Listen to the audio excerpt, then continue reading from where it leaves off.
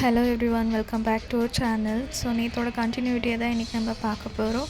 நேற்று வாட்ச்மேன் வந்து அந்த கடைக்காரங்கிட்ட விராஜ் பற்றி தப்பாக சொல்லிட்டு இருந்தா இல்லையா, அது பாட்டி டைரெக்டாக வந்து அந்த வாட்ச்மேன்கிட்ட கேட்குறாங்க, என்னப்பா அவரை பற்றி சொன்னியே, அதெல்லாம் உண்மையானா? இல்லை இல்லை, அவர் ரொம்ப நல்லவருமா, அப்பெல்லாம் ஒன்றும் இல்லைன்னு சொல்லிவிட்டு அவன் போயிட்டுறா. பாட்டியை பின்னாடி போய் பிடிக்க பார்க்குறாங்க, பட் அவங்க நல்ல முடியலை. அதுக்கு அவங்க வந்து வீட்டுக்கு போயிடுறாங்க. இங்கே பார்த்தாக்கா ஜான்வி வந்துட்டு அந்த டின்னர் ஐடியா கொடுத்தா இல்லையா, அதனால் அவங்க எல்லாருமே வீட்டுக்கு வந்து டின்னர் சாப்பிட்டுன்னு இருப்பாங்க. அந்த டைம் விராஜ் போயிட்டு ஜான்வி கிட்ட, ரொம்ப தேங்க்ஸ் ஜான்வி, உன்னால தான் இவங்க இப்படி ஒத்துக்குனாங்க, இதெல்லாம் கிரெடிட்டெல்லாம் உனக்கு தான் அப்படின்னு சொல்லிட்டு ஜான்வி கிட்ட போய் தேங்க்யூ சொல்லிட்டு இருப்பான். அப்புறம் ஜான்வி வந்து பரவாயில்லைங்க, நீங்கள் வந்து டென்ஷன் ஆகாமல் எல்லாத்தையும் கூலாக ஹேண்டில் பண்ணுங்கன்ற மாதிரி சொல்லுவாள். அதுக்கு சரி நான் உனக்கு ஒரு சர்ப்ரைஸ் வச்சுருக்கேன்னு சொல்லுவாங்க. இந்த சைடில் பார்த்து பாட்டி வந்து அவங்க ஃபேமிலிக்கிட்ட போயிட்டு, நம்ம ஜான்வி அங்கே நல்லா இல்லை, இந்த மாதிரி வாட்ச்மேன் இப்படி சொன்னா அப்படின்னு சொல்லிட்டு அவங்க அப்பா கிட்ட சொல்கிறாங்க.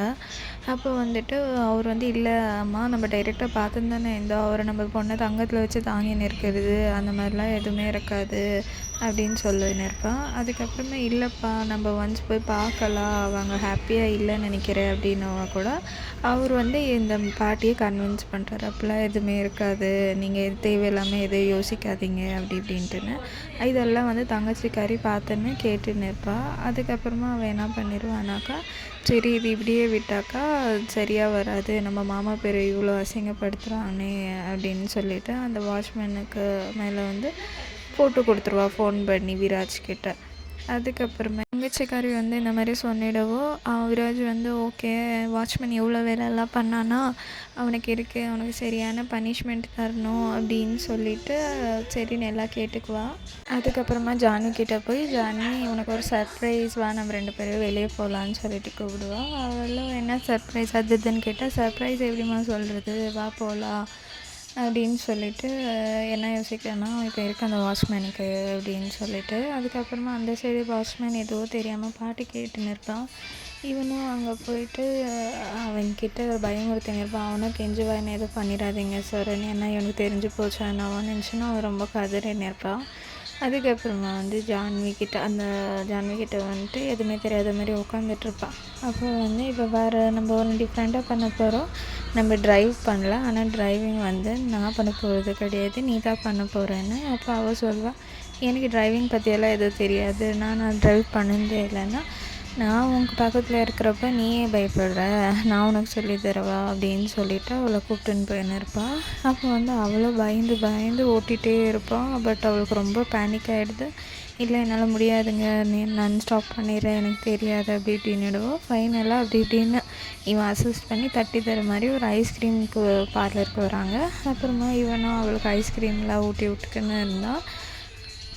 அதுக்கப்புறமா அங்கேருந்து வீட்டுக்கு கிளம்புறப்ப, சரி நீ முன்னாடி போகாமல் ஃபோனை இதுலேயே வச்சுட்டேன்னு சொல்லிவிட்டு அவன் போய் டிக்கி ஓப்பன் பண்ணுவான். அப்போ பார்த்தா அந்த வாட்ச்மேன் அது உள்ளே இருப்பாள். அப்போ தான் தெரியுது இவன் வந்து இவனுக்கு பனிஷ்மெண்ட் கொடுக்குறனால தான் அவனை வந்து காரை ஓட்ட சொல்லியிருப்பான் போல். அது வந்துட்டு, என்னப்பா நல்லா இருந்துச்சா ட்ரைவிங் எல்லாம் அப்படி இப்படின்னு சொல்லிவிட்டு இவனை ரொம்ப வெறுப்பேற்றிக்கின்னு கஷ்டப்படுத்திகிட்டு இருப்பான். அதுக்கப்புறமா இவன் வந்து சரி ஓகேன்ட்டு கிளம்பி போயிடுவான். சரி அந்த வாட்ச்மேனும் அதெல்லாம் நினச்சி ரொம்ப பேஜார்பட்டுன்னு இருப்பான்.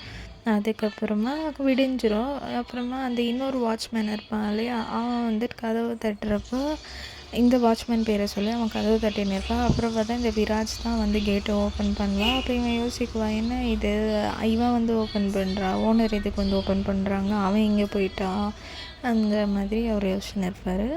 அந்த டைம்லன்ற பார்த்தாக்கா இவன் வேலைக்கு கிளம்புற டைமு. அப்போ வந்து ஜான்வி தயிரெல்லாம் எடுத்துகிட்டு வந்து அவனுக்கு ஊட்டி விட்டுட்டு, நீங்கள் பத்திரமா வேலைக்கு போயிட்டு வாங்க, நான் உங்களுக்காக ஷார்ப்பாக 5 o'clock வெயிட் பண்ணின்னு இருப்பேன் அப்படி இப்படின்னு சொல்லிட்டு இருப்பாள். அப்புறமா சரி நீ உள்ளே போமான்னு சொல்லிவிட்டு மறுபடியும் டிக்கி ஓப்பன் பண்ணாக்கா அங்கே அந்த வாட்ச்மேன் வந்து தூங்கிட்டு இருப்பார். அந்த டைமுன்னு பார்த்துட்டு, என்னப்பா நைட்லாம் நல்லா தூங்குனியா, ஸ்பேஷியஸாக இருந்துச்சா அப்படி இப்படின்னு சொல்லிட்டு இருப்பாள்.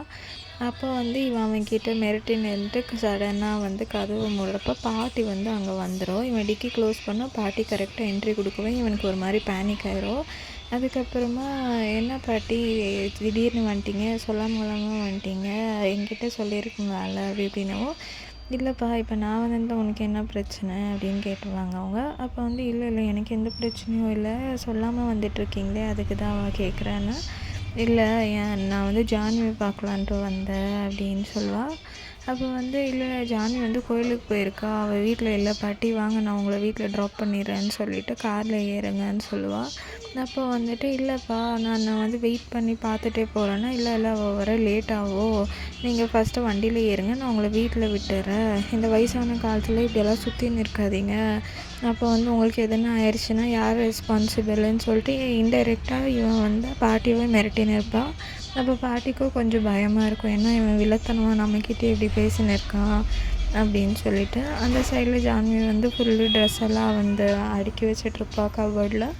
அப்போ வந்து இவள் வாட்ச் கை தவறி கட்டாய் கீழே விழுந்துடும். அப்போதே பார்த்தா அந்த விராஜ் பையை ஃபோன் பண்ணிவிட்டு, இங்கே பாரு நீ என்ன பண்ணுறம்மா அப்படின்னு கேட்குறப்ப, நான் சும்மா தான் உட்காந்துன்னு இருக்கேன் அப்படின்னு சொல்லுவாள். ஏன்னா இவள் ஆல்ரெடி மானிட்டரில் பார்த்துருப்பா இவனோட வாட்ச் கட் ஆகிட்டு இவள் ஏதாவது ரெடி பண்ண பார்த்துன்னு இருப்பான்னு. சரி உனக்கு நான் ஒரு கிஃப்ட்டு கொடுக்கலான்னு இருக்கேன்னு சொல்லுவாள். என்ன கிஃப்ட்டு, எனக்கு எதுக்கு இப்போ கிஃப்ட்டு அப்படின்னு சொல்லுவாள். இல்லை பரவாயில்ல, நான் உனக்கு ஒரு கிஃப்ட்டு தரலான்னு இருக்கேன், அதனால் சொல்லி நீ கேளு உனக்கு என்ன வேணும்னு சொல்லிட்டேன்னா, அதுக்கு இல்லை எனக்கு எதுவுமே வேணாம் அப்படின்னு ஜான்வி சொல்வாள். சரி நானே யோசிச்சு சொல்கிறேன், பேசாமல் நீ போயிட்டு ஒரு வாட்ச் வாங்கிக்கோ அப்படின்னு சொல்லிவிட்டு இவன் சொன்ன உடனேமே அவள் வந்து ஒரு மாதிரி ஷாக்கிங் ஆயிடுவா. ஏன்னா இப்போ தான் நம்ம கையிலேருந்து வாட்ச் கட் ஆகிருக்கு, அதுக்குள்ளே நம்ம புருஷன் வந்து இந்த மாதிரி வாட்ச் வாங்கிக்கோன்னு சொல்கிறாரு, இவருக்கு எப்படி அது தெரியும், அவ்வளோ அண்டர்ஸ்டாண்டிங்காக என்கிட்ட ஒன்றும் இல்லைன்னா அவர் அப்படியே கண்டுபிடிச்சிடுறாருன்ட்டு இவன் வந்து ஒரு மாதிரி லவ்வபுளாக எல்லாமே எக்ஸ்ப்ரெஸ் பண்ணின்னு இருப்பான். அப்புறமா சரி நீ ரெடி ஆகிட்டு காரில் போ, நான் டிரைவர்கிட்ட உனக்கு கூப்பிட்டுன்னு போக சொல்கிறேன் அப்படின்னு சொல்லிட்டு சரி இவ்வளோ ரெடி ஆகிட்டு வாட்ச் கடைக்கு போனோம்னா, அங்கே வாட்ச் கடைக்காரங்க எல்லாருமே ஒரு மாதிரி ரொம்ப ரெஸ்பெக்டிவாக இவ்வளோ ட்ரீட் பண்ணுவாங்க. நீங்கள் வந்து விராஜ் ரோப்ராயலோட மனைவியா அப்படின்னு சொல்லிட்டு கோல்டு, டைமண்ட், பிளாட்டினம்ன்ட்டு என்னென்னவோ நிறைய வெரைட்டிஸ் ஆஃப் வாட்சஸ் எல்லாம் அங்கே காமிச்சிட்ருப்பாங்க.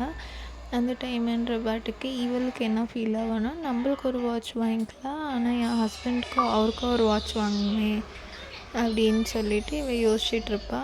அதுக்கப்புறமா சரின்ட்டு இவளுக்கு ஃபஸ்ட்டு செலக்ட் பண்ணிக்கின்னா இவளோட வாட்சை போட்டுக்குவா. அதுக்கப்புறமா இவள் சொல்வாள், எனக்கு இவ்வளோ காஸ்ட்லி வாட்ச் எல்லாம் வேணாங்க, எதனா சிம்பிளாக இருந்துச்சுன்னா காட்டுங்கன்னு சொல்லுவாள் கடைக்காரங்கிட்ட. அப்போ அவர் சொல்லுவார், நீங்கள் விராஜ் ரோப்ராயலோட பொண்டாட்டி, அதனால் உங்கள் ஸ்டேட்டஸ்க்கு நீங்கள் என்ன மாதிரி போடுவீங்களோ அந்த மாதிரி தான் நான் காட்டியிருக்கேன் மேடம், ஒரு காம்போ இருக்குது ஹஸ்பண்ட் ஒய்ஃப் போடுற மாதிரி, அது கூட நீங்கள் வேணா பாருங்கன்றப்போ சரி ஓகே அதே பேக் பண்ணிடுங்க அவருக்கு கொடுக்கலான்னு சொல்லிட்டு இவள் வாங்கிட்டு வந்துடுவான். அங்கே இவள் வந்து ஜானிக்கு சர்ப்ரைஸ் கொடுக்கலான்ட்டு வந்து பார்க்குறப்போ காரும் பஞ்சர் ஆகிருக்கும் அந்த டைமில்.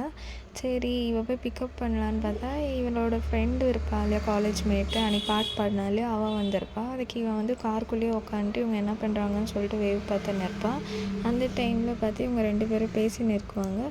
இவர் சொல்லுவாள், இந்த மாதிரி கார் பஞ்சர் ஆயிடுச்சு என்ன பண்ணுறதுன்னு தெரியலன்னா, அதுக்கு அவன் ஃப்ரெண்டுக்காரன் சொல்லுவாள், வா நான் அவனை ட்ராப் பண்ணுறேன்னா, இல்லை அதுக்கு ஜான்வியில் இல்லை அவர் தெரிஞ்ச கோவப்படுவார், நான் என்ன டாக்ஸி பிடிச்சி போய்க்கிறேன்னு சொல்லுவாள். அப்போ வந்து இவனுக்கு தெரியாதா இன்றைக்கி டாக்ஸி எல்லாம் ஸ்ட்ரைக்கு, வா நான் உன்னை ட்ராப் பண்ணிடுறேன் அப்படின்னு சொல்லிவிட்டு அவளோட கையை பிடிச்சி அவள் இழுத்துட்டு போயிடுவான் காருக்குள்ளே அந்த ஃப்ரெண்டு காரை. அதே பார்த்துட்டு இவனுக்கு ஒரே டென்ஷன், என் பொண்டாட்டி கையை இன்னொருத்தவங்க தொடுறான்னா அதுக்கு அவ்வளோ கூட சேர்ந்து போகிறாளே என்ற மாதிரி அவனுக்கு பயங்கர டென்ஷன் ஆகிட்டு சரின்ற மாதிரி அவங்களே பின்னாடி ஃபாலோ பண்ணிட்டு வரான்.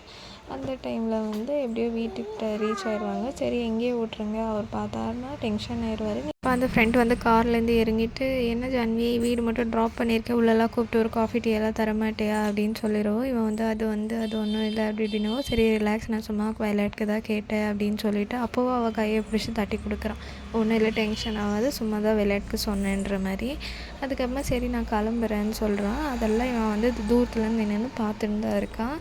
அதுக்கப்புறமா இவளே புருஷனுக்காக ஒரு கேக் மாதிரி வீட்டில் அவளே ரெடி பண்ணிவிட்டு டெக்கரேஷன் எல்லாம் பண்ணிவிட்டு ஒரு மாதிரி அவனுக்காக வெயிட் பண்ணின்னு இருப்பாள். அப்போ அவனும் வருவான். வந்த உடனே இவன் வந்து பண்ணி வச்சுருக்குது எதையும் அவன் பார்க்க மாட்டான், ஏன்னா அவன் ஆல்ரெடி பயங்கர கோவத்தில் இருக்கா. அதுக்கப்புறமா இவன் வந்து உட்கார வச்சு காட்டுவாங்க, பாருங்கள் நான் உங்களுக்கு ஒரு கிஃப்ட் வாங்கியிருக்கேன்னு சொல்லிவிட்டு இவள் காட்டுவா. பட் அவள் பார்க்கவே கூட மாட்டாள்.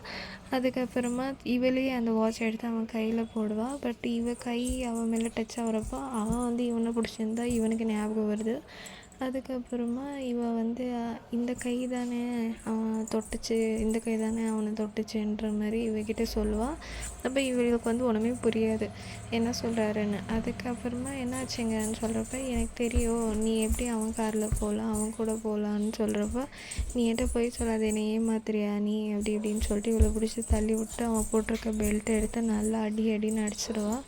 அப்போ வந்து இல்லைங்க நீங்கள் தப்பாக புரிஞ்சுன்னு இருக்கீங்க அப்படின்னு சொல்லவும், நான் நல்லா கரெக்டாக தான் புரிஞ்சுன்னுக்கிறேன், நீ எனக்கு துரோகம் பண்ணுறேன், நான் அவன் கூட காரில் வேறு வந்தேல, அந்த காரில் என்னென்ன பண்ணீங்கன்னுலாம் எனக்கு தெரியாது அப்படின்னு சொல்லிட்டு பயங்கரமாக இவ்வளோ போட்டு அடிச்சுட்டு ஒரு மாதிரி டார்ச்சர் பண்ணின்னு இருப்பான். ஸோ நெக்ஸ்ட் என்ன ஆகுதுன்னு நம்ம நாளைக்கு வந்து பார்க்கலாம். எனிவேஸ் இந்த வீடியோ உங்களுக்கு பிடிச்சிருந்துச்சின்னா லைக், ஷேர் அண்ட் சப்ஸ்கிரைப் பண்ணுங்கள். தேங்க்யூ.